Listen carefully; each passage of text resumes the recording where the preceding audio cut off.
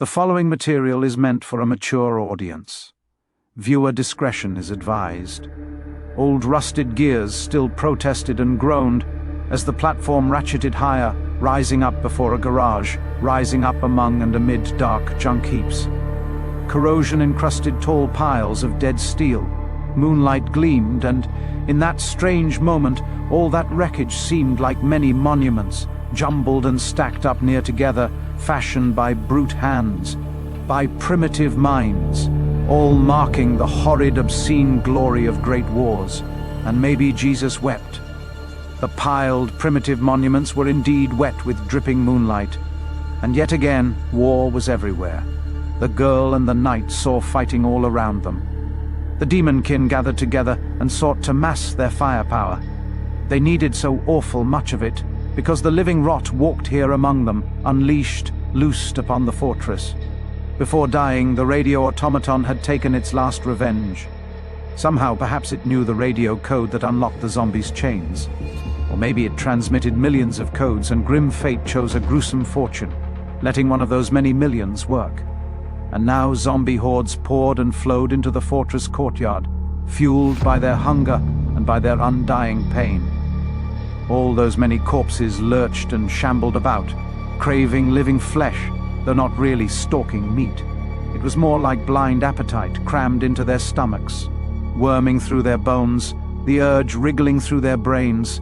They were themselves nothing more than carrion hunger, more like mealyworms or maggots smelling for meat, all those hundreds of them, all that wretched living rot that had somehow blown open breaches in the walls, and that ebbed inevitably towards the demonkin, and desperate gunfire tore into them, and sometimes finally blew open skulls, blew apart brains. And cold, thick blood and gore showered down each time one truly died and slumped to the ground, chunks missing from its rotted mind. And there was worse carnage, for they actually found meat sometimes, and their jaws were wired to the bombs, the explosive plastique chained tightly around their necks. If they bit down hard 15 times, their own individual bombs detonated, spreading more fire and destruction. The knight felt the demanding need in his bones, in the meat of his heart, felt the violence and rage chained up inside his soul, straining at limits, like a savagely vicious dog. He breathed deep, took measure of himself and circumstance. He clutched at restraints, and slowly as the platform fully reached the surface, found stillness and calm, and brought the monstrous emotion back again under his control. He surveyed the area. He needed to get them to higher ground. He saw the main parts of the fortress, near the middle of the courtyard, those portions that seemed misshapen and twisted, pounded and hammered by all those years of war. The worst fighting was between the girl and the knight, and those tall structures. He saw one small chance. A stairwell twisted around a tower and spiraled all the way to the top. Could he fight his way through the zombies and demonkin? Could they just instead together sneak their way there? Whenever he gambled against fate, it nearly never dealt him care, nor caution, nor clever quiet step. So here misfortune likely had the better hand. Maybe he might bluff his way through this moment. Maybe he might seem like he knew what he was doing. He motioned for the girl to stay near to him and began to move. At a fairly close distance, old rusted barrels stood stacked amid the gloom. Rounded edges caught gleaming moonlight, but corrosion seemed like lesions and oozed and dripped thick black oil. He thought a moment, only a moment.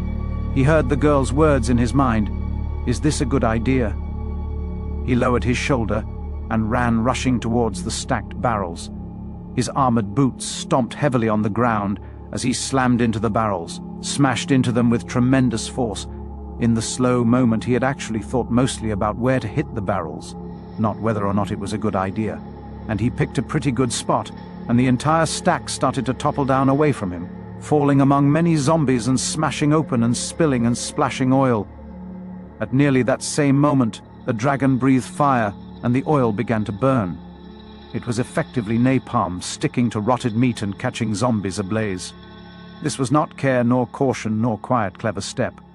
But the knight felt the dragon's excitement and enthusiasm. Even if fairly foolish, it was surely fun. And the question of the hour truly pertained actually to temperature. The plastique contained inside the bomb collars cared nothing about the fire. A massive proximate concussive force detonated it. But the detonator material was mercury fulminate, and enough heat made it explode. That meant enough fire and heat might pop off the collar bombs. The dragon widened its eyes and waited, imagining pyrotechnic wonders, for fireworks often brightened its mood. It happened that the dragon was greatly amused, maybe even indeed delighted. It was hot enough. Mercury fulminate detonated, and bomb collars promptly exploded, scattering portions and parts of burning corpses with each explosion, as the fire still spilled and spread. But it was not like dominoes. You could not exactly know nor anticipate the pattern until it emerged, and it was moving in many directions all at once. And the knight saw one important pattern, exploding in sequence towards the tower. The unpredictable chaos was one problem. Another was the fire. Flames greedily devoured all the dead meat on the ground. If they followed the exploding bomb pattern all the way towards the tower, they traveled through a burning inferno.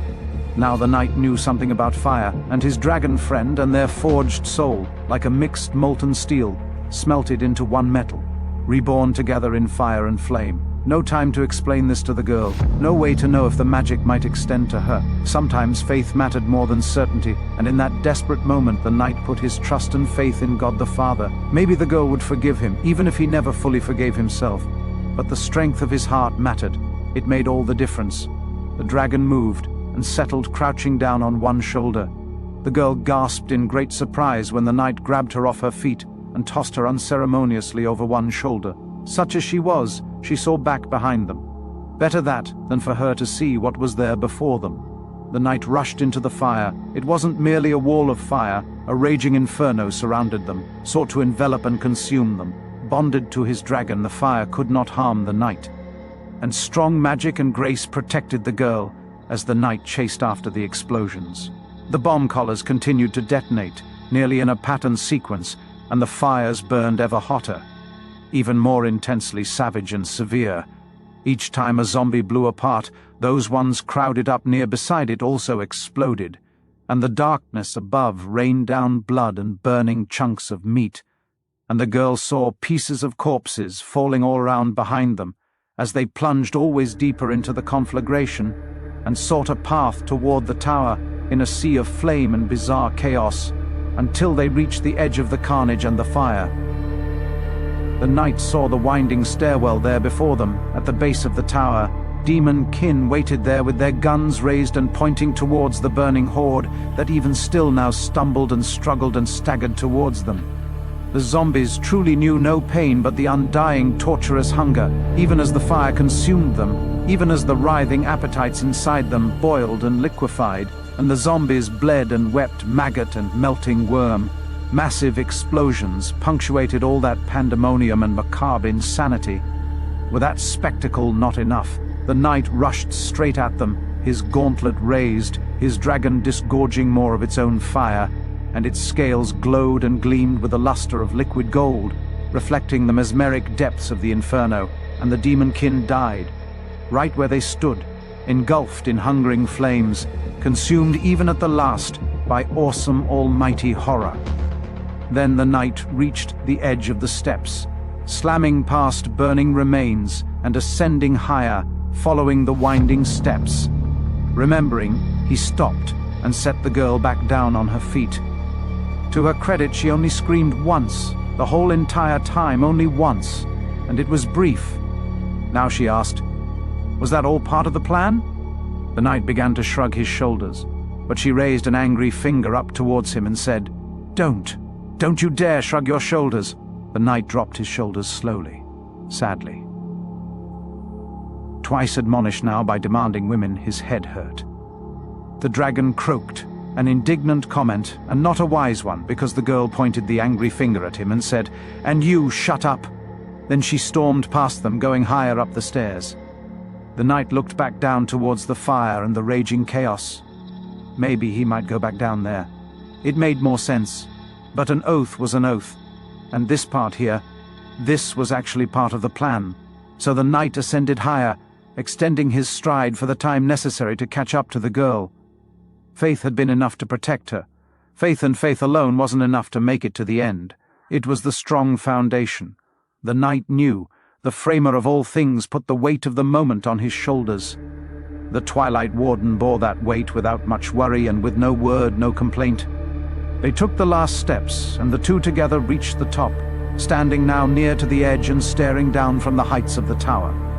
It spread all across the courtyard, the bare rudimentary fundaments of all pandemonium and mayhem. The night above them heaved and churned with black, boiling clouds, like a bloated corpse, alive with maggots and crawling vermin. It was a dead dark night, and abruptly dumped down rain. A storm fire slashed and razored across the sky, and pale illumination bled into the night, bathing the unspeakable carnage, showing all the naked horror and madness, like the ghastly dream of a dark god.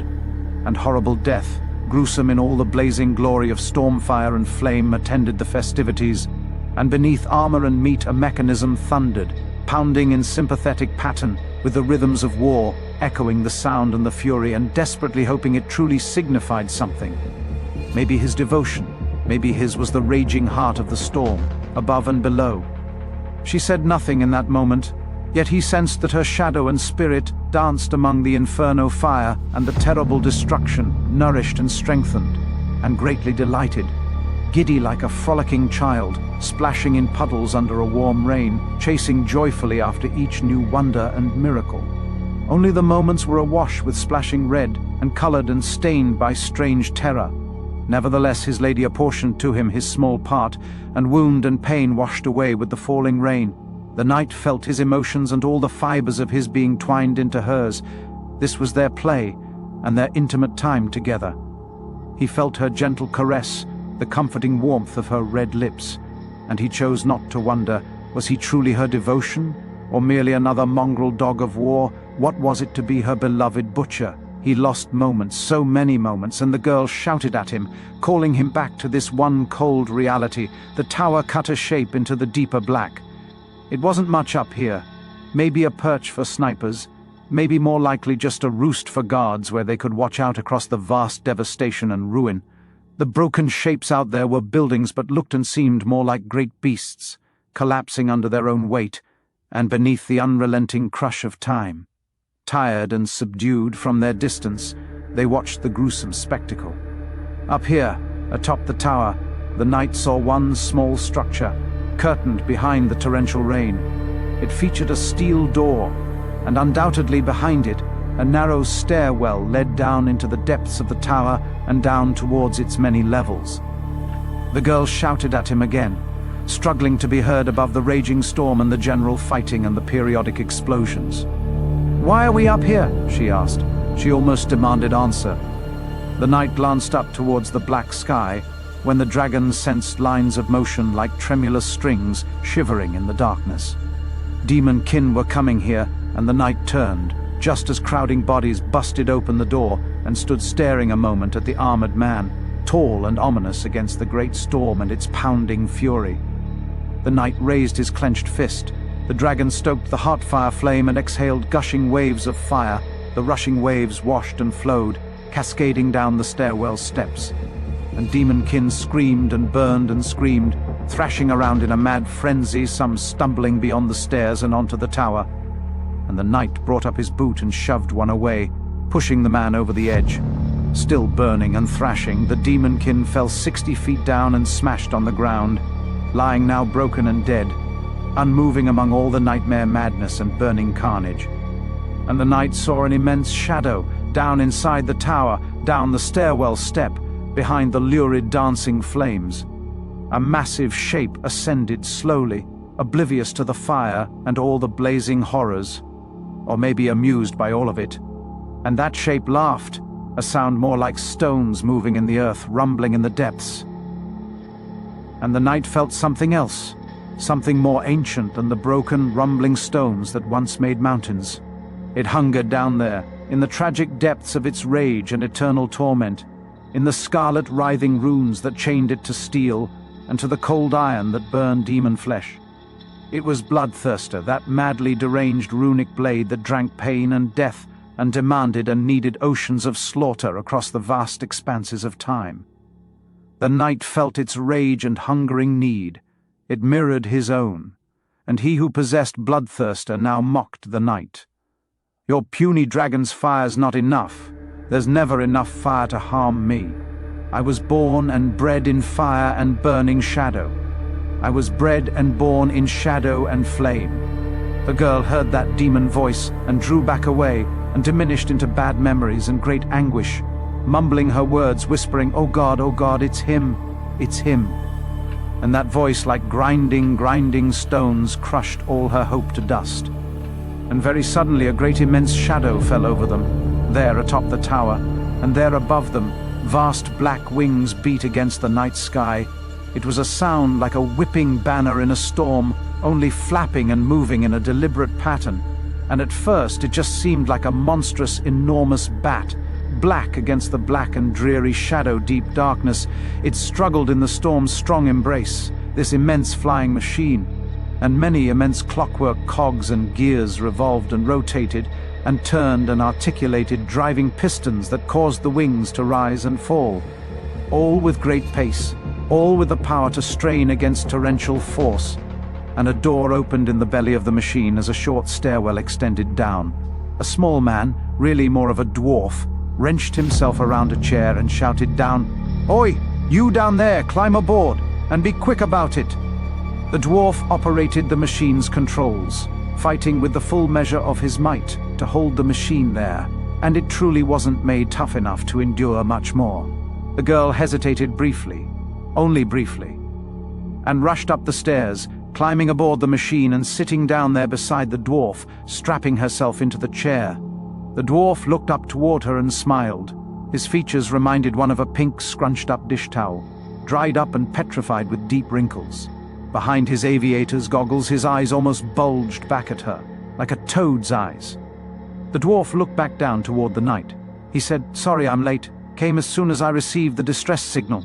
Figured you had to be here because of all the carnage and mayhem down there. God, I've not seen nothing like it, not since you." The knight nodded slowly, gravely, fully mindful of what the dwarf meant. The dwarf looked at the small mechanical dragon and said, "Bye, Scorch, take care of him." And the dragon croaked, acknowledging his purpose, as the dwarf returned his attentions fully to the controls, wrenching them into new positions, and the stairs rose and the door sealed shut beneath them, closing up the machine's cabin, and the flying machine rose higher and pressed deeper into the stormy night, its wings flapping and straining in all the strong wind. Shocked and dismayed, the girl said, "Wait, you can't leave them. We can't just leave them there." The dwarf spoke while managing his machine. "We have to.